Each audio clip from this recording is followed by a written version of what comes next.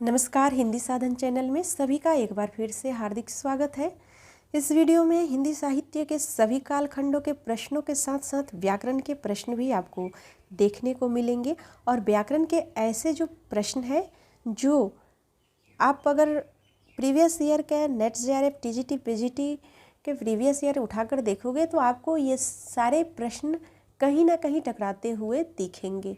तो इसलिए वीडियो को पूरा अंत तक ज़रूर देखें। हो सकता है कि व्याकरण के वही क्वेश्चन आपको देखने को मिल जाए। तो व्याकरण ही नहीं है, इस वीडियो में सभी कालखंडों के प्रश्न हैं, काव्य शास्त्र से भी लिया गया प्रश्न है।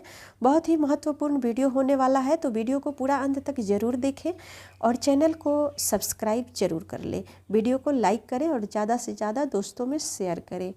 अगर आप व्याकरण से संबंधित, तद्भव, तत्सम से संबंधित कोई वीडियो चाहते हैं तो हमें कमेंट करेंगे, तब बनाऊँगी। क्योंकि वीडियो बनाने में बहुत मेहनत लगता है और आप लोग बहुत ही कंजूसी करते हैं लाइक करने में, क्योंकि आपके लाइक से हमें थोड़ा सा ये लगता है कि हाँ, आप कितने संतुष्ट हो वीडियो से। और आपकी लाइक अगर कम आती है तो हमें भी वीडियो बनाने का मन नहीं करता है। आज मेरा तबीयत थोड़ा सा ठीक नहीं है, वैसे भी 4 दिन से मेरा तबीयत ठीक नहीं चल रहा है, फिर भी मैं आपके लिए वीडियो बनाने की कोशिश कर रही हूँ।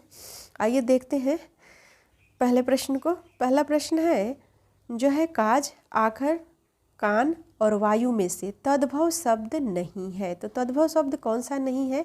तो ये जो वायु शब्द है यह क्या है? यह तत्सम शब्द है। तत्सम और अन्य जो भी शब्द है ये सभी के सभी तद्भव है। कौन से?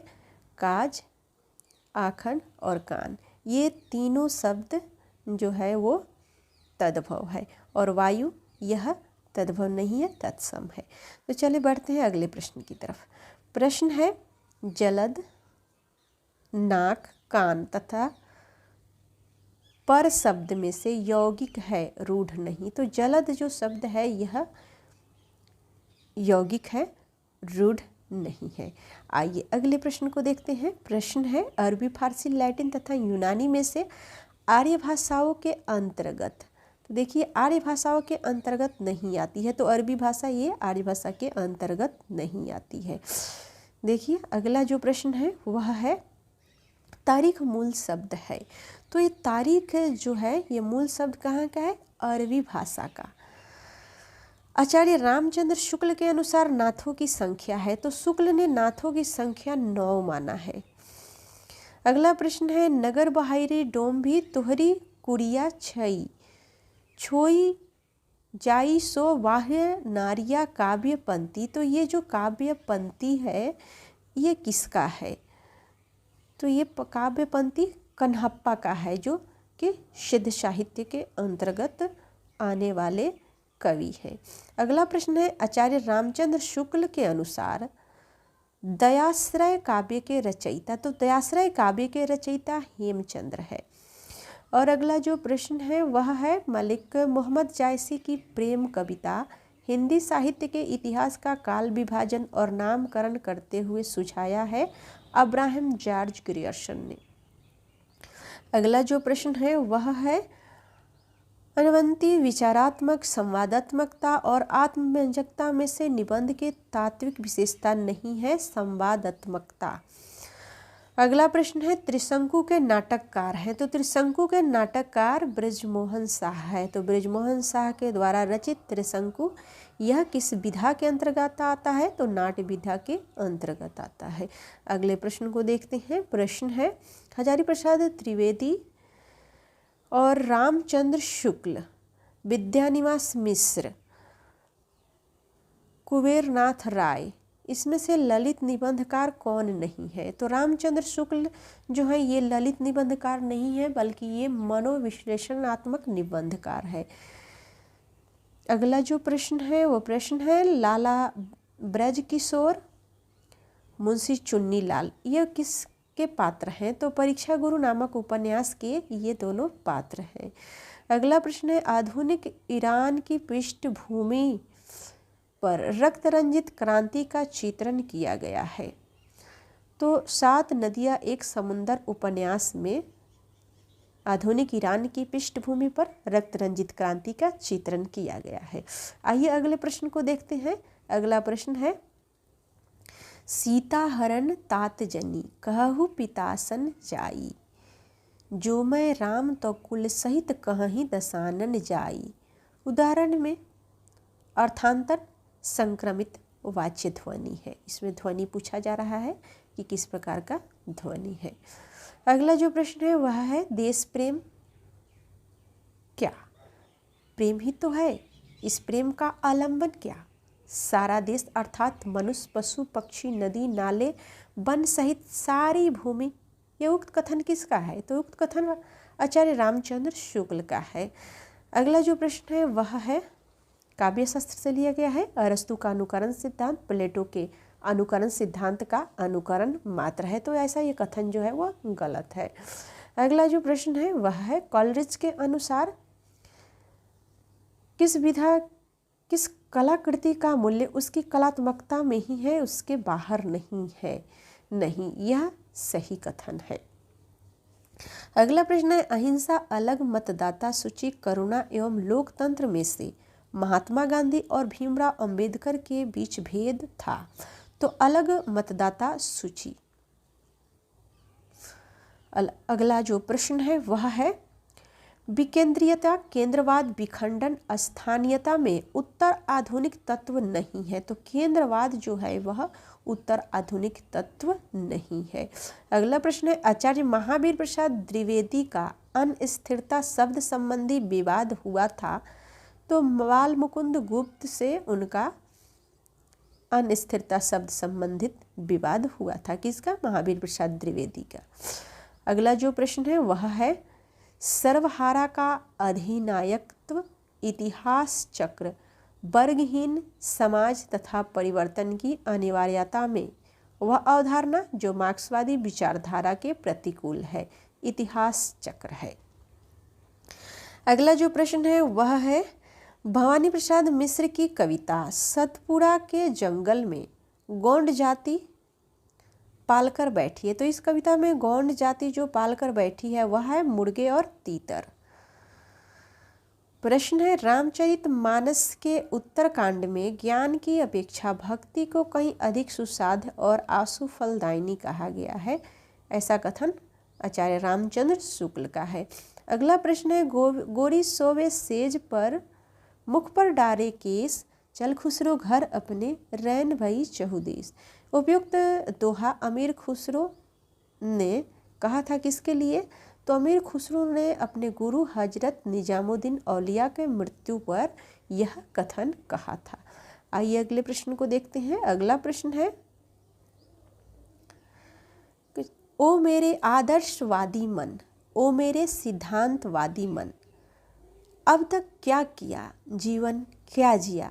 उपयुक्त पंक्तियों के आधार पर स्वयं से असंतुष्ट आलोचना असमंजस की स्थिति का आत्ममंथन में से सही नहीं है, तो इसमें जो सही नहीं है वह है असमंजस की स्थिति, यह सही नहीं है।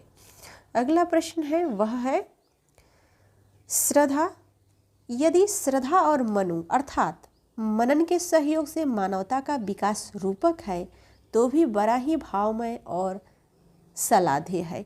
कमायनी के संदर्भ में यह कथन किसका है? तो जयशंकर प्रसाद की रचना कमायनी है, तो निश्चय ही यह जो कथन है वह जयशंकर प्रसाद का ही कथन है।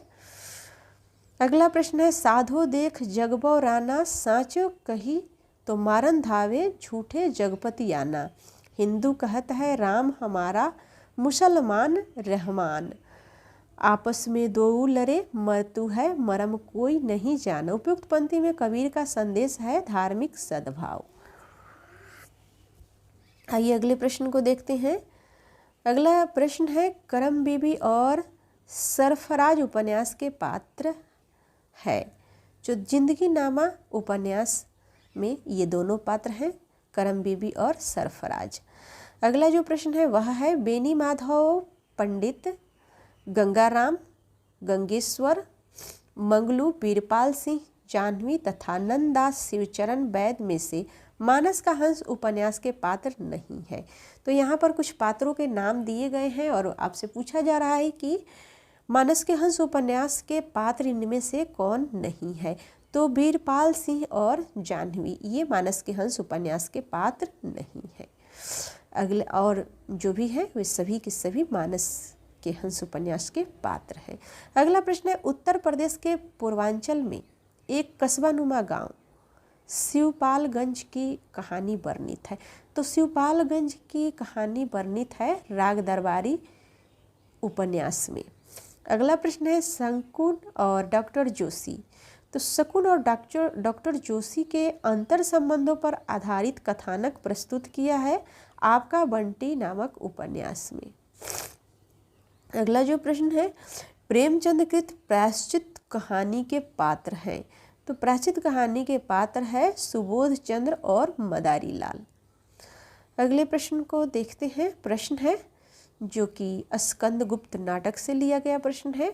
स्कंदगुप्त नाटक में स्कंदगुप्त के उदास होने के कारणों में से कौन सा कारण सही नहीं है? तो इसमें से छात्र धर्म का अभाव जो है ये सही नहीं है। अगला जो प्रश्न है इस प्रकार से है, सिंदूर की होली का वह पात्र जिसने विधवा मनोरमा का हाथ जीवन भर अविवाहित रहने के लिए पकड़ा, न कि उसे अपनी स्त्री बनाने के लिए, तो वह पात्र कौन है? तो सिंदूर के होली का वह नाटक है जिसके पात्र है मनोज शंकर। अगला जो प्रश्न है वह इस प्रकार से है, पाश्चात्य नाट्य साहित्य के किताबी ज्ञान को निजी अनुभव और पर्यवेक्षण के खरल में कूट पीसकर सामाजिक दिग्दर्शन का नवीन और तथ्यपरक रसायन तैयार किया है। तो प्रसिद्ध नाटककार जगदीश चंद्र माथुर ने व्यक्त किया है उपेंद्रनाथ अश्क के संदर्भ में। अगला प्रश्न है, समानांतर कथा प्रसंगों को लेकर लिखा गया नाटक है। तो एक और द्रोणाचार्य, ये समानांतर कथा प्रसंगों को लेकर लिखा गया नाटक है। अगला जो प्रश्न है, आवारा मसीहा औपन्यासिक जीवनी है। तो शरद चंद्र की ये औपन्यासिक जीवनी है। अगला प्रश्न है, रामचंद्र शुक्ल के अनुसार अखरावट, पद्मावत, आखिरी कलाम तथा मधुमालती में से कयामत का वर्णन किसमें है? तो कयामत का वर्णन आखिरी कलाम में है, जायसी की रचना है। अगला प्रश्न है, महादेवी के साहित्य में कहीं निष्क्रिय दया नहीं वरना रचनात्मक करुणा का ही भाव वर्तमान है। ये पंक्ति राम स्वरूप चतुर्वेदी का है। उन्होंने ही कहा है कि महादेवी के साहित्य में कहीं निष्क्रिय दया नहीं वरना रचनात्मक करुणा का ही भाव उसमें वर्तमान है। अगला जो प्रश्न है वह इस प्रकार से है कि फोर्ट विलियम कॉलेज कलकत्ता के संबंध में कथन सही नहीं है। तो आधुनिक भारतीय भाषाओं की जानकारी नहीं दी जाती थी, ये जो कथन है ये सही नहीं है। अगला जो प्रश्न है, तालव्य वर्ण है। तो च और ज ये तालव्य वर्ण है। बढ़ते हैं अगले प्रश्न की तरफ। अगला प्रश्न है, आचार्य रामचंद्र शुक्ल के अनुसार अमीर खुसरो के बारे में सही है। तो वे फारसी के बहुत अच्छे ग्रंथकार और अपने समय के नामी कवि थे। तो आचार्य रामचंद्र शुक्ल के अनुसार से खुसरो के बारे में ये सही है। अगला प्रश्न है, पुनर्जागरण के संबंध में सही कथन। तो पुनर्जागरण के संबंध में सही कथन है कि दो जातीय संस्कृति की टकराहट और मनुष्य के संपूर्ण तथा संश्लिष्ट रूप की खोज। प्रश्न है, फणीश्वरनाथ रेणु द्वारा रचित कहानियाँ। तो फणीश्वरनाथ रेणु द्वारा रचित कहानी ठुमरी एवं आदिम रात्रि की महक, ये दोनों फणीश्वरनाथ रेणु के द्वारा रचित कहानी है। अगला प्रश्न है, यशपाल की पर्दा कहानी के पात्र हैं। तो यशपाल के द्वारा रचित पर्दा जो कहानी है उसके पात्र है बब्बर अली खां तथा चौधरी पीरबख्श। अगला प्रश्न है, टी.एस. एलियट की पुस्तकें हैं। तो टी.एस. एलियट की पुस्तकें हैं द सेक्रेट वुड एवं द वेस्टलैंड। अगला प्रश्न है, आचार्य क्षेमेंद्र के ग्रंथों के नाम है। तो कवि कंठाभरण तथा सुवृत तिलक ये क्षेमेंद्र के ग्रंथ है। प्रश्न कुछ इस प्रकार से है, मार्क्सवाद दर्शन के अनुसार सही कथन है। तो सही कथन है कि मानव सभ्यता के विकास की पहली मंजिल आदिम साम्यवाद थी और मानव समाज का इतिहास वर्ग संघर्षों का इतिहास है। ये मार्क्सवादी दर्शन के अनुसार से सही कथन है। आइए बढ़ते हैं अगले प्रश्न की तरफ। प्रश्न है उद्धव शतक, सुदामा चरित, भ्रमर दूत तथा रास पंचाध्यायी में से आधुनिक काल की रचनाएं हैं। तो इसमें से उद्धव शतक एवं भ्रमर दूत ये आधुनिक काल की रचनाएं हैं। अगला जो प्रश्न है वे द्विवेदी युग की कविता की विशेषता से पूछा गया है कि द्विवेदी युग की कविता की विशेषता है। देखिए द्विवेदी युग की कविता की विशेषता है इतिवृत्तात्मकता एवं प्रबंधात्मकता। अगले प्रश्न को देखते हैं। अगला प्रश्न है झरना, पथिक, मिलन तथा रश्मि रचनाओं में से छायावाद की रचनाएं नहीं है। तो पथिक एवं मिलन ये छायावाद की रचना नहीं है। झरना, रश्मि ये छायावाद की रचनाएं हैं। अगला जो प्रश्न है वह है सांप्रदायिक विद्वेष और विभाजन की त्रासदी पर आधारित उपन्यास। तो विभाजन की त्रासदी पर आधारित उपन्यास जिसमें सांप्रदायिक विद्वेष को भी दर्शाया गया है तो वह है तमस तथा झूठा सच। तमस भीष्म साहनी का है और झूठा सच मन्नू भंडारी का है। अगला प्रश्न है कनक, रिचर्ड, लीजा तथा सेल्मा में से तमस उपन्यास के पात्र हैं। तो रिचर्ड तथा लीजा ये तमस उपन्यास के पात्र हैं। अगला जो प्रश्न है मन्नू भंडारी द्वारा रचित उपन्यास है।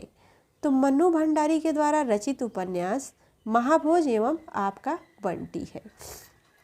प्रश्न है दूधनाथ सिंह द्वारा रचित कहानी संग्रह है। तो दूधनाथ सिंह के द्वारा रचित कहानी संग्रह है धर्म क्षेत्र, कुरुक्षेत्र एवं निष्कासन। तो ये आज के वीडियो में इतना ही प्रश्नों को लेकर मैं आई थी और अगले वीडियो में मिलते हैं अन्य प्रश्नों के साथ में। वीडियो देखने के लिए सभी को बहुत बहुत धन्यवाद। अगर आपने अभी तक हिंदी साधन चैनल को सब्सक्राइब नहीं किया है तो इसे सब्सक्राइब कर ले और बेल आइकन को भी प्रेस कर ले ताकि जो भी वीडियो बने सबसे पहले आपको उसका नोटिफिकेशन मिल जाए।